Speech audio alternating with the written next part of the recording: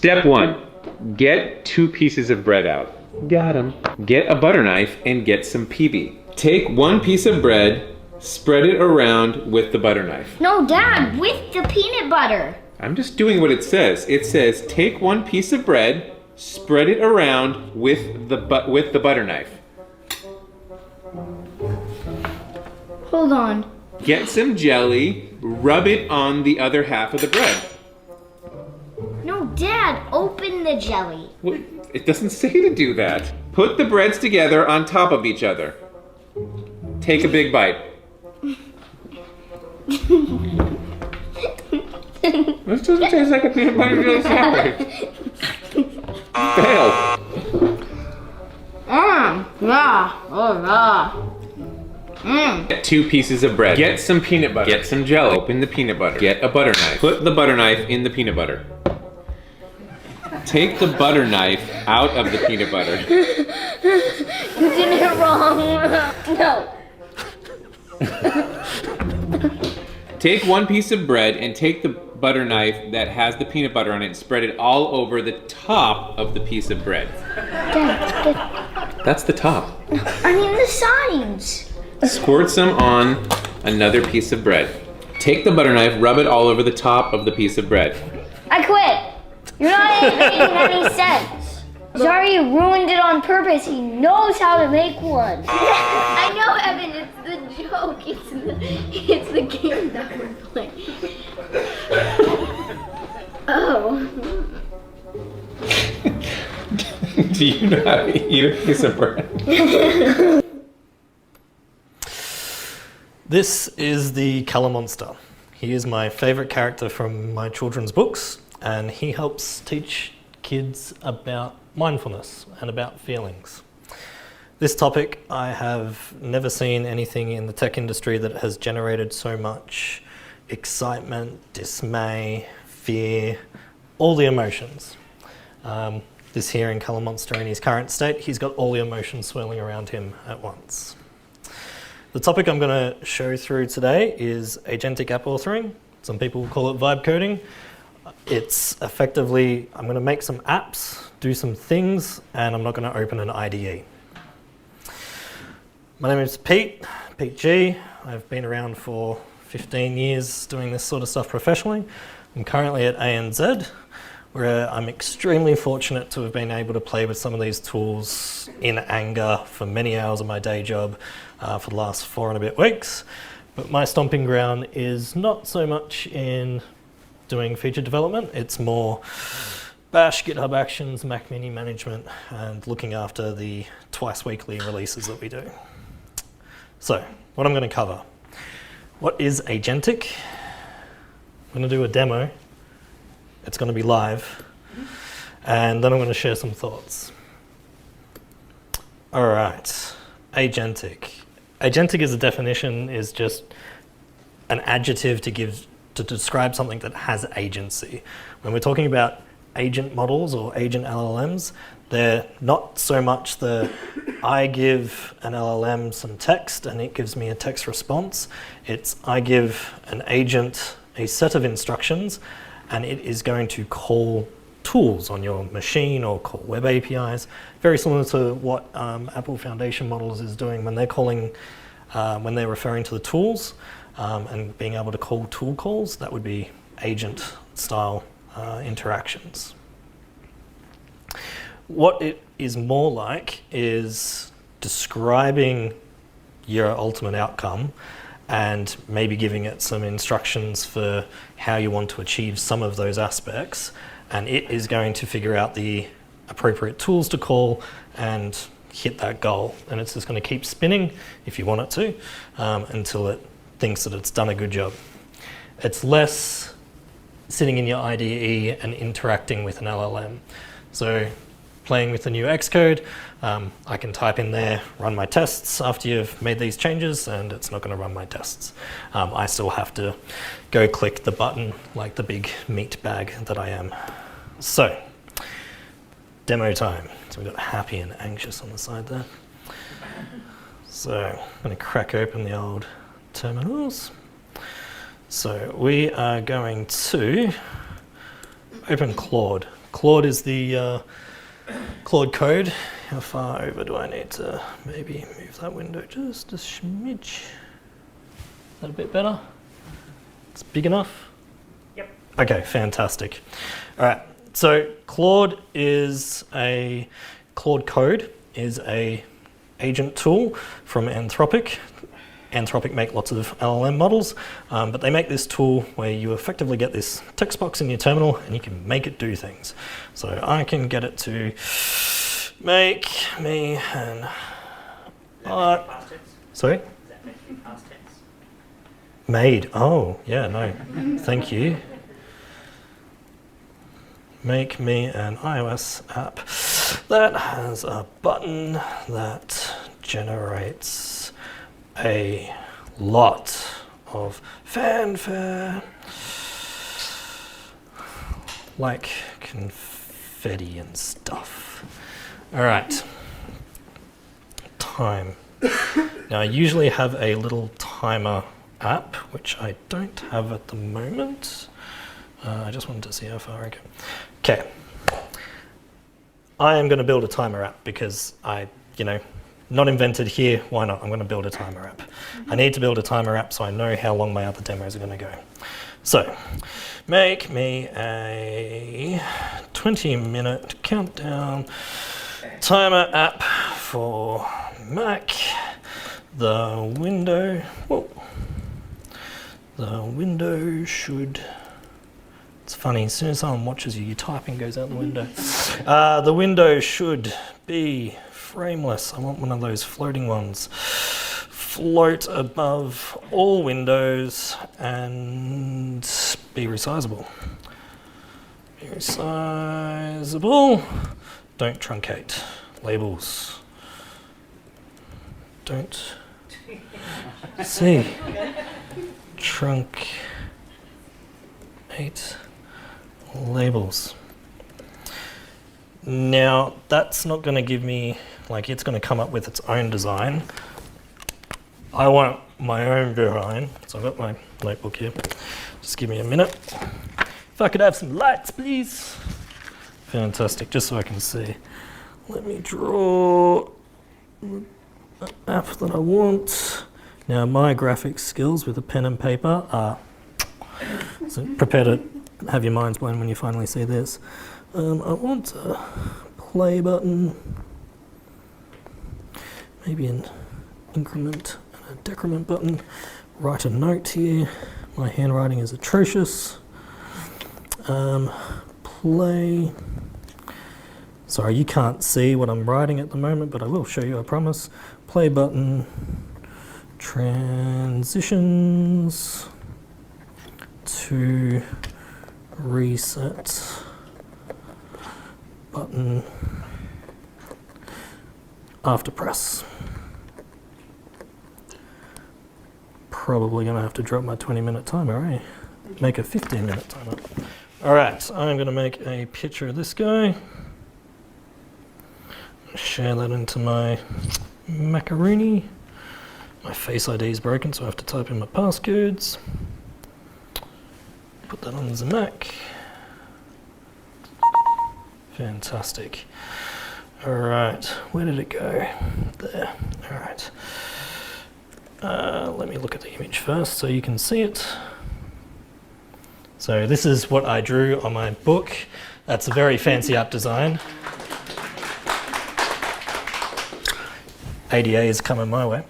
All right, let's save this just a little bit smaller because, tokens are a little bit expensive. Got to get under 600. Wow, that went really... Yeah, definitely decrease it. Crop it. Let's go crop first. Yeah.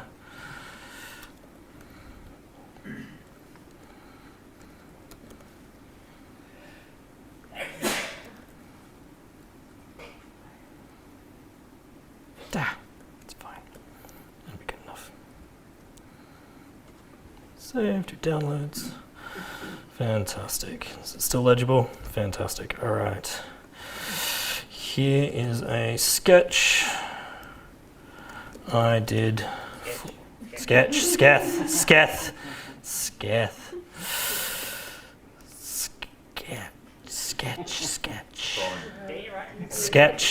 of the design for the timer. And we'll just drag that on in there. All right. Now let's see what it does.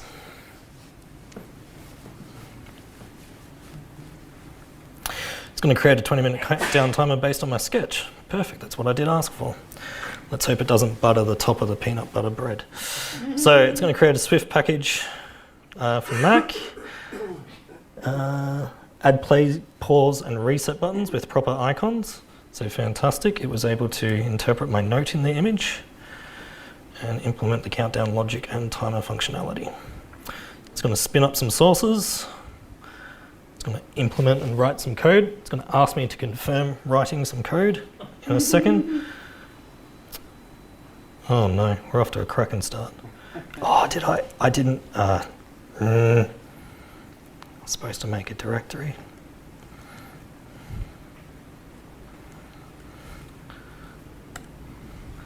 Let's see how it goes with this. macOS 13. There is a bit of context switching that you can do when you're doing this. You can operate on lots of projects at the same time. It's sped out some UI. It's doing multiplying by 60. That irks me. Anything to do with date and time, and you see a multiply by 60, that's bad. But Swift run. Let's see what it does.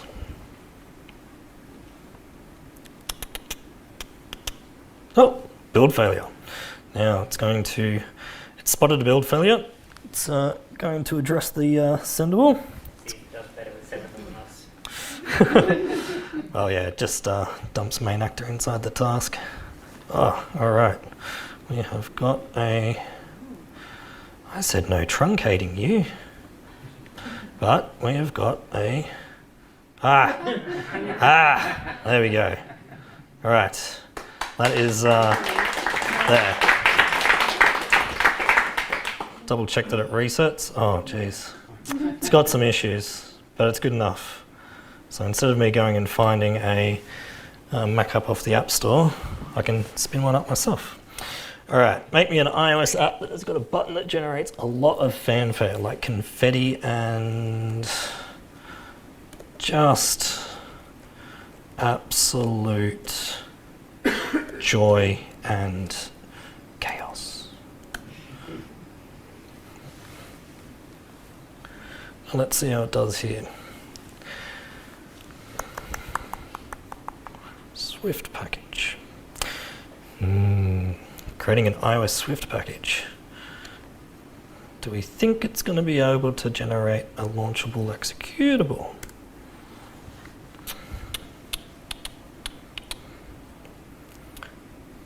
Again, I forgot to create a new directory.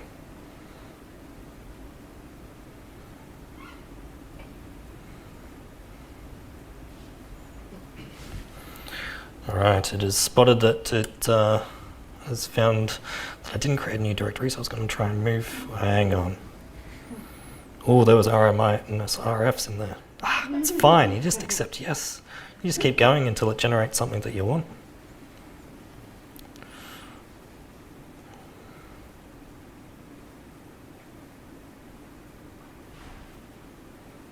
Now the hard thing is that the amount of times I practice this, every time I go through it, it does something very different.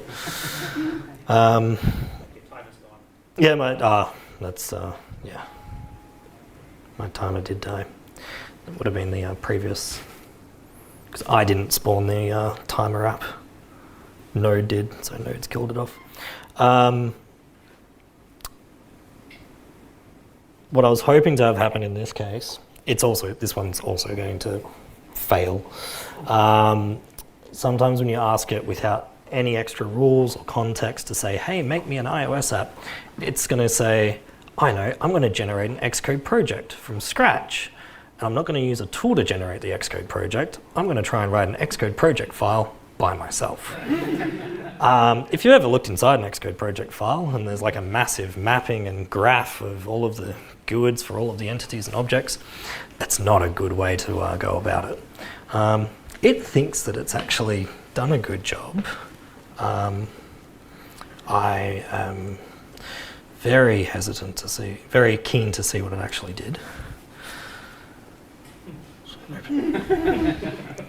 It should be launching Xcode. There we go. Whoa, okay, I've opened Xcode in that whole directory. That would be why.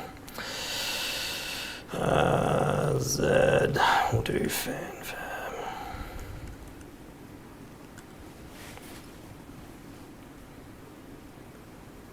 Yep, this isn't going to build and run. Cannot build without a scheme. So it hasn't done, like, it hasn't generated an actual buildable project here.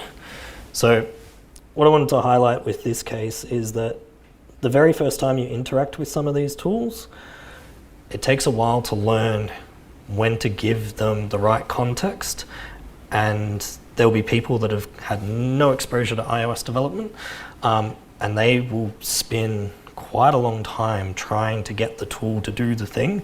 If you've got no understanding of how Swift Package Manager works or how Xcode works and how they interrelate and how to invoke certain tools, these, like Claude, its current models, will very much go off in the weeds and will start creating projects that you can't kind of are a very bad place to start. Once you kind of get an output that is like, oh, this needs like a lot of work and a lot of iterating, I think like you're at the point of like just scratch and start again, and just keep working and iterating on your prompt. I could sit here and unpack this and say, I could give it this whole, hang on, let me try and build. Take a whole screenshot of this, say, what's this about?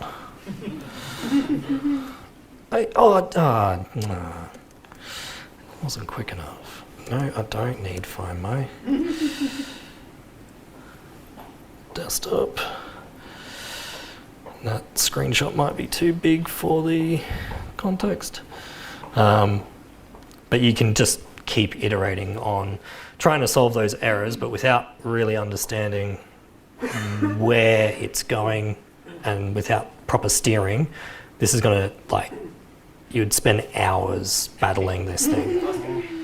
So it just wants to like start again.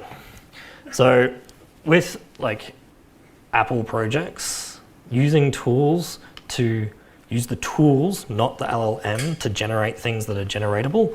So like using XcodeGen, asking the LLM or the agent to use XcodeGen to generate a project file, and then from the project file, XcodeGen will generate the actual Xcode project. Those sort of methods will get you really, really far. Here's a prompt that I put in this afternoon. It's a reasonably long prompt, seems pretty long. It's most certainly not the longest prompt I've written, but it was, with one tweak, able to kind of get a result that I was very happy with, that built and ran. The task was to make an app that helps log feelings and view trends over time. The features and the UX, I want a whimsical aesthetic that will get me an Apple Design Award.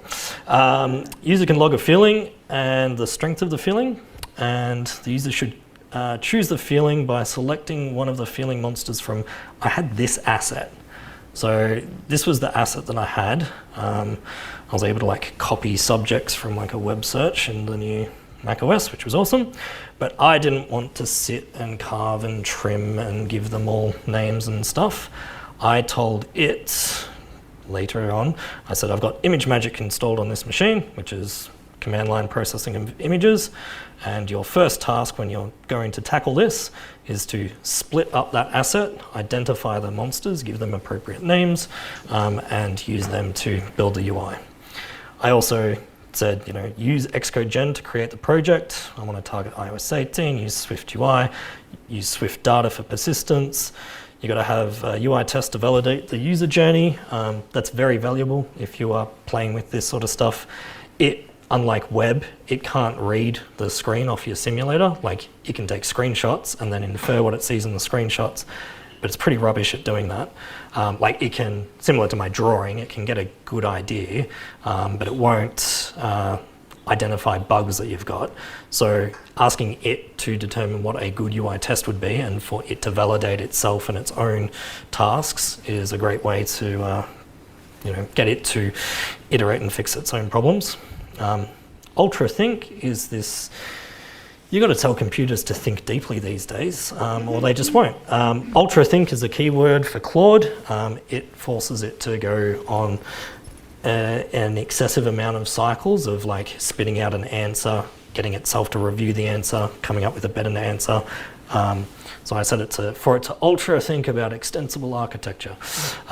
It just came up with MVVM. And the one thing I wanted to flag was that the green monster is calm, because when I did one test, it saw that the green monster in that asset was feeling sick. So I can understand how it got there, but it got all the other monsters quite right. So if I close that and go look at the feelings app that it generated and build and run, you can see, now that prompt might seem like a lot of writing in words, but for this result, it really wasn't that much work. So I've got a app here with the tab bar. I can log a feeling. It's extracted the colors and the theme from each of the images. I can say, nah, I'm not feeling sad, feeling happy. Oh, that's not legible. Let's go anxious. I'm up the front on the stage. I'm feeling anxious. So I am feeling strongly anxious. There we go. Not going to add any extra notes. I'll log my anxious feeling. I really don't like the extra confirmation dialogue. I would tear that out. But then I can look at history, and I've got the history of the feelings there. And I can look at trends, and it's generated some SwiftUI charts that are meaningless without labels. But I think it's quite impressive that, like, it took me about 4 minutes to write the prompt. It took it about, I think what the wall clock time was, it was iterating for probably about 8 to 10 minutes to get to this. And then it spat out this reasonably working app. So for me, in my own personal projects, which is mostly just making dumb apps for kids, my kids, silly apps, it's when the kids ask for, a silly, dragon pooping app, I can actually spin it up pretty quick now, instead of going, I don't have 6 months, guys. Like, dragons are hard, and the whole poop emoji, yeah. So the other part of this is, so this was the iterating that Claude did to get there. It generated a lot of compilation errors itself and fixed them up. I can share the code later. It was hell-bent on having fallbacks of emojis for if the images failed. It's also really bad at picking the right simulator. But it think it did a bang-up job at the end. It's very pleased with itself. But the cost for that was $6. Now that might seem really expensive, but do I have the wall clock time? 4 hours. It wasn't 4 hours. Like, I think I've had this.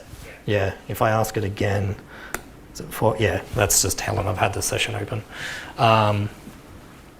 Yeah, $6 might seem like a lot, but if I was to give it tighter constraints and more context, it wouldn't have done as many bad iterations in between. Could have been cheaper. There's lots of other extra caveats around Xcode build, generating, ask an LLM to process an Xcode build log. It's like an astronomical amount of text, and that will swallow up, if you're using a paid model, that's going to swallow up a lot of token reading. So that is the demos.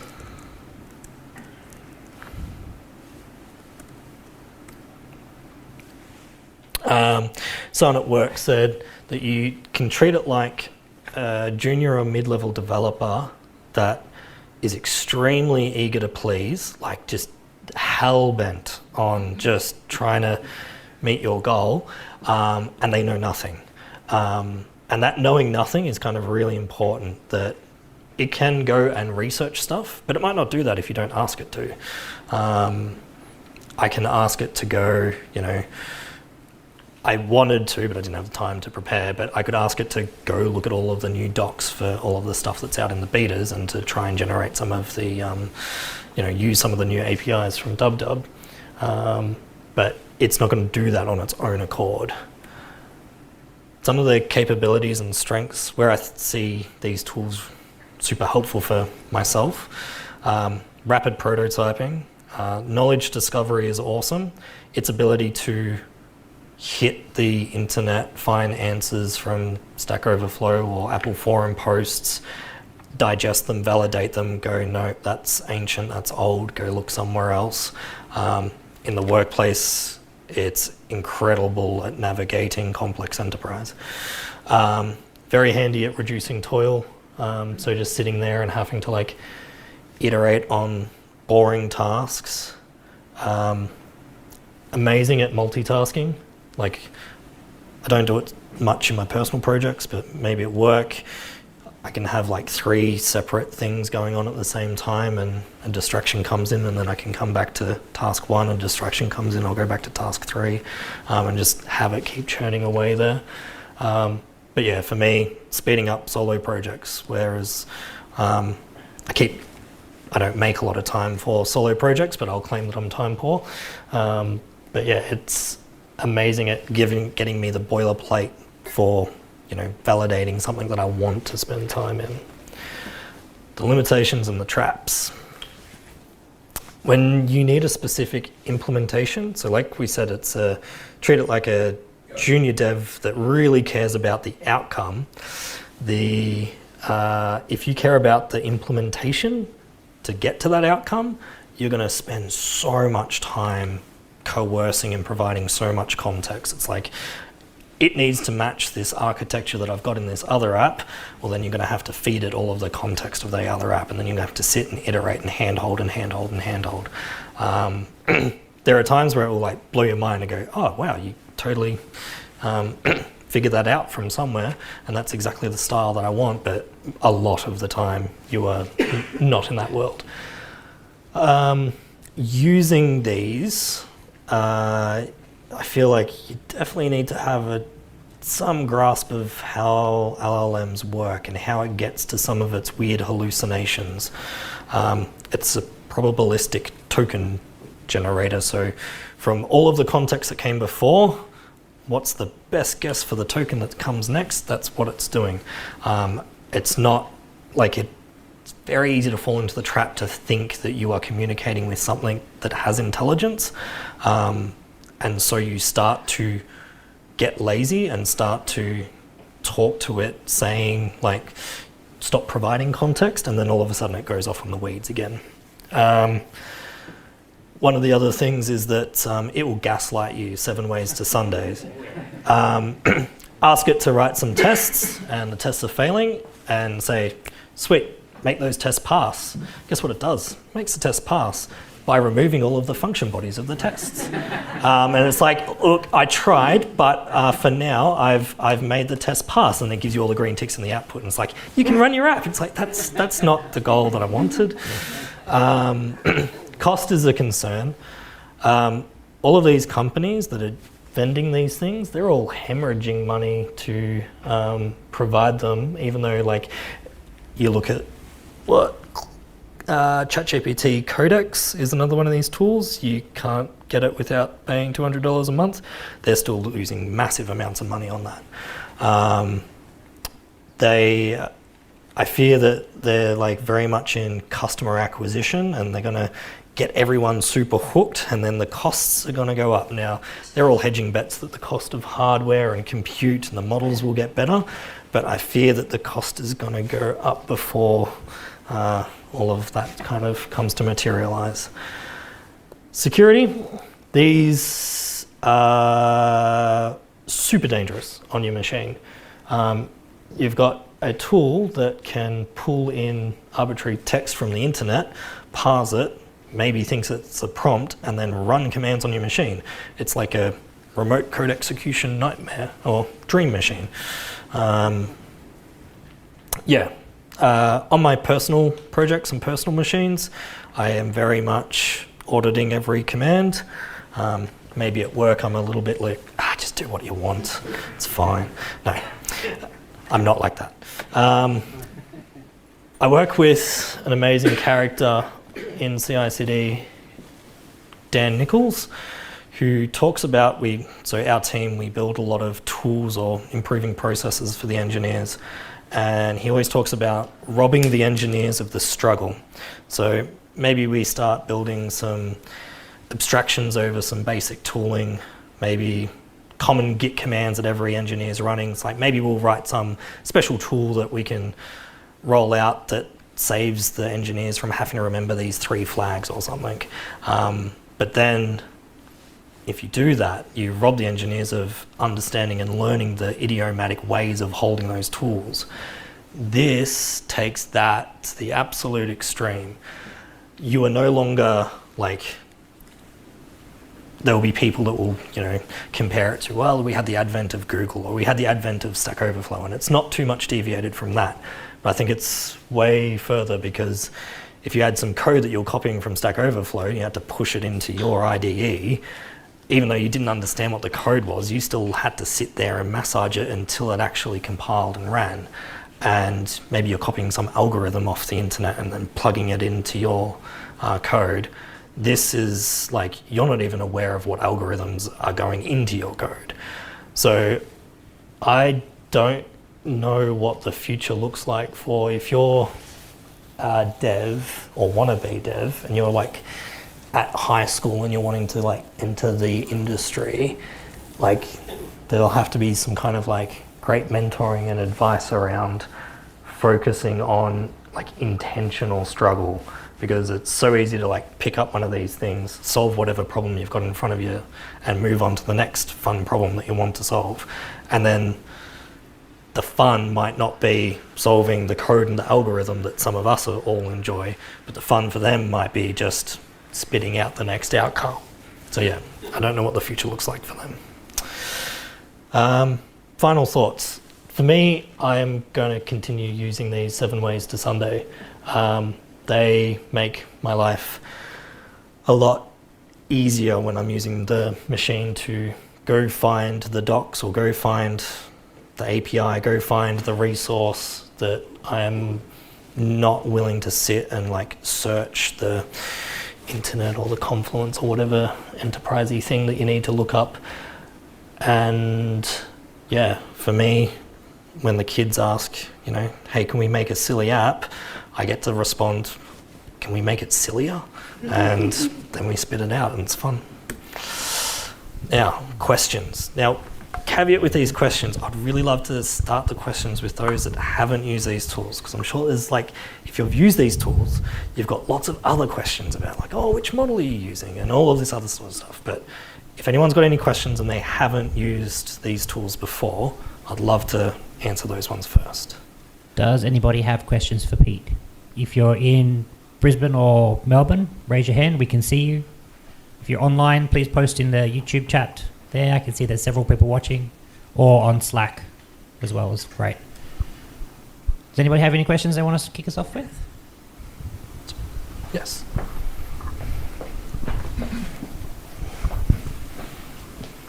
You mentioned that developers being robbed of the struggle.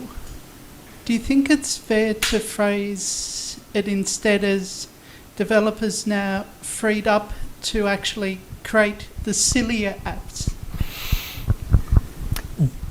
Definitely, but then my concern there is that they are no longer developers. They are product makers and generators. Like, you still need to have some level of understanding of code, but like the amount of understanding of what happens under the hood now is like drastically removed. So, yeah. Okay, Follow up? follow up. Yeah. Do you think we'll ever get to a point where we can just forget about what happens under the hood? That's a really good question. I don't know the answer to that one. I don't think, I don't know, Apple's business interests and Google's business interests come into play for mobile. Yeah, there's a whole raft of, I don't know what 2 decades from now looks like for software development. Question. You mentioned about raising your kids, looking at you, building apps like that. Is it a matter of time where people, like, you understand programming, I know you, and I know you how deeply you understand what you do. Is it a matter of time before people like yourself that use this tool as a matter of a shortcut for doing the things that you already know what to do to get further? Is it only a matter of time when people start looking at you working and thinking that that's how you actually do things? And the art of actually building code being forgotten somewhere in the middle way? Yeah. The art of codecraft, yeah, that's what I'm not too sure how that plays out. My kids looking at me and thinking that I just do silly things on the computer, but they didn't need LLMs for that. Like, Dad just sits there and complains about coffee and types on the computer, and they don't think I actually do any work. So, yeah. They know you best. They do know me best. Thank you. What do you think should happen with engineering excellence and quality of the code in the long run? If LLMs don't care about the quality, obviously, and engineers wouldn't know how to fix those stuff, what should happen with engineering excellence and our standards? I think you'll definitely have the people that gravitate towards solving engineering problems and engineering excellence, and they may be a smaller set in the future than like the ones that kind of come in and the big businesses say, well, your job is prompt engineering and you are spitting out stuff for us, and when it doesn't work you escalate to the engineering excellence team. I think there might be a bit more of a split of those that enjoy the struggle, those that enjoy the master of craft, master of code, that really get a kick out of learning language capabilities and all of that, versus, you're going to see so many folk just, I made an app, and it's like, did you? And that's where some of these feelings kind of come into play. Yeah. I had a question around thinking about rapidly putting together proof of concept versus actually using LLMs in like real everyday use case. I mean, Claude Code was like, all right, cool, fun, random big project, but what would your tips be around using it in an everyday workflow in production app? Like, Yep. keeps breaking, lots of build errors. Like, how do you go about that? Yep. So that kind of falls into a bit of like maybe what the younger folk that are very passionate and evangelical about these tools will say, is that like maybe you're not holding it right. And a lot of that is giving them more context. So if you're integrating into some very large pre-existing code base that has got lots of tech debt, you will be wanting to give it lots of context to say, hey, this area of the app, maybe these kind of parts, these are great examples of not what we want. This is poor, like this is legacy stuff. Over here is, we use this phrase today, this is our North Star, like this is the, we've started refactoring over here, and this one screen is kind of like what we want the entire application to be. Use that as a piece of reference. I didn't talk about how Claude works. You can give it these things called these Claude MD files, which are just a big text file that will get passed into every piece of question and context. But what you can do is you can say, like, this is our style guide, this is our kind of core principles, then you can go on to say, this is a list of our decision record documents. You need to refer to these every time that you make a decision. Your validation toolchain needs to be so tight where you are not doing any code generation until you've gone TDD style and constructed failing tests first. And then I want you to ultra think about, are those tests actually valid and extendable and going to help the quality of the application and not just generate code for code's sake. So yeah, I think it is very capable at providing value in the big projects, but it requires a lot more, thinking around how to give it context. Right, I've got a probably an easier question to answer, which is less philosophical and broad, because that's how we all tend to gravitate when we talk about this, at least at this point. You said that when you generated your Monsters Emotions app, that it settled on MVVM, and that it had a lot of, I'm guessing, nil coalescing of things that should be there. But if you had to describe like the overall vibe of the code, in a way, you would say it's a junior developer who's very eager to please. But are there things in the same vein as, I guess, M dashes and ellipses in written language that you see again and again as a sort of a flavor of AI generated code?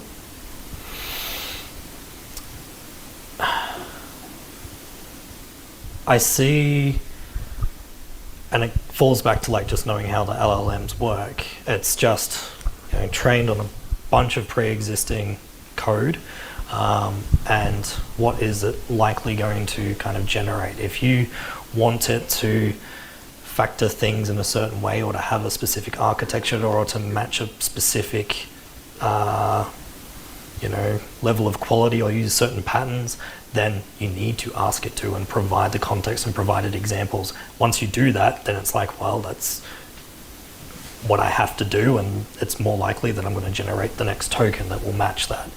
If you don't give it that and you just say, like that, the Monsters app, if you go look at the code for the Monsters app that I just made, because I gave it none of that guidance other than ultra think about the architecture, like the individual files are like, yeah, I wouldn't want to merge that PR. But if you were to like say, this is to go into a team project, I want you to generate each file that we could chunk reasonably into a PR process, then you can get pretty far. Any other questions? Yeah, we've got Last. more questions in the lineup. Oh, jeez.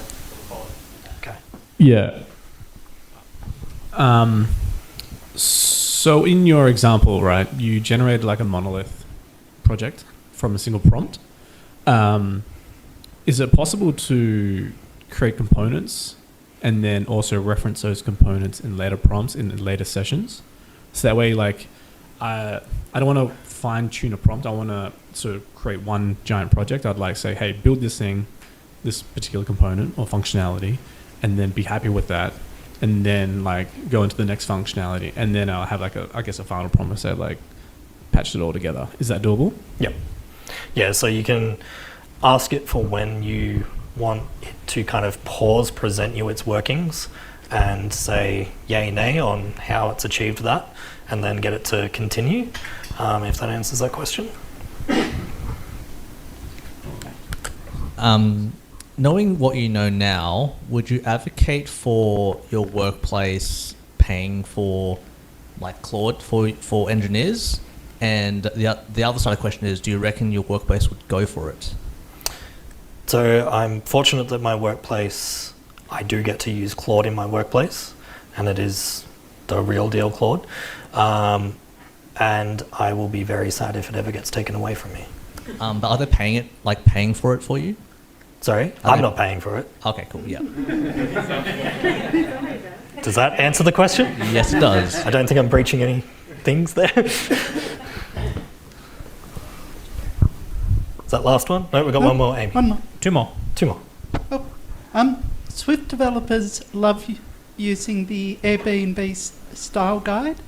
Can that get fed into a generative model to actually go, format the code according to these rules. Yep. And with that, does it actually, like, because of the size of it, cause a lot more cost?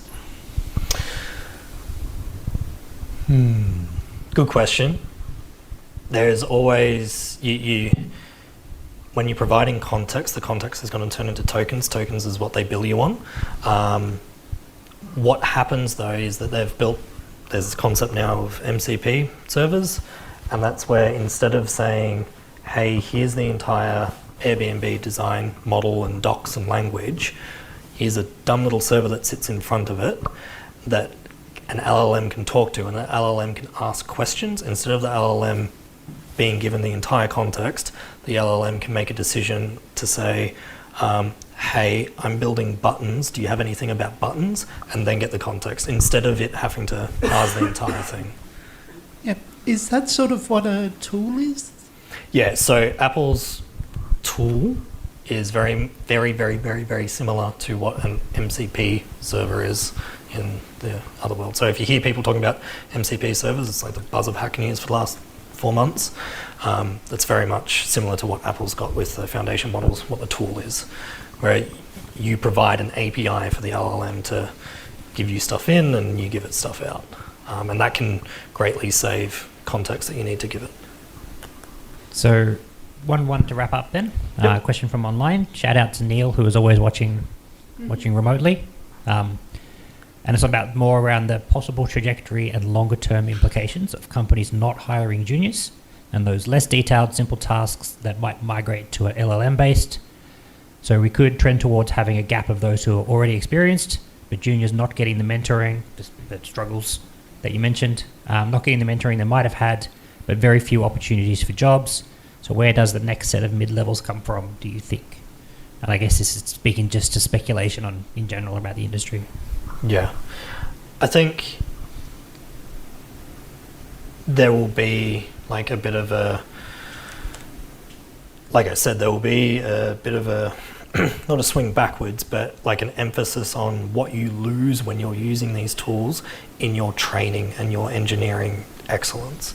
So I think the next generation of juniors and mids are going to come through the pipeline, but there might be less of them because companies may justify, they can have a few, juniors spitting out whatever dumb products that they want. Another thing that I flagged is that like this stuff is amazing at generating. Like if you're not willing to sit there and massage and care about the implementation, you just care about the outcome. If you're some agency that was spitting out white label apps back in the day, this would have been a boon to you because you'd just ship an app, give it to like whatever concert was happening at a point in time, and then you could move on. It's quite hard to like get it to do a file new project for something that's going to feed 20 contributors. All right, so just to confirm before we get off the stage. Yes. Did Claude write your presentation, and are you just a meatbag mouthpiece? Claude did not write any of my notes or the way to structure it. Yeah. This is the book, The Color Monster by Anna Lenners. I've pinched all the graphics out of that book, so awesome book. If you've got kids, Color Monster, get on it. All right, Thank cheers. you, Pete.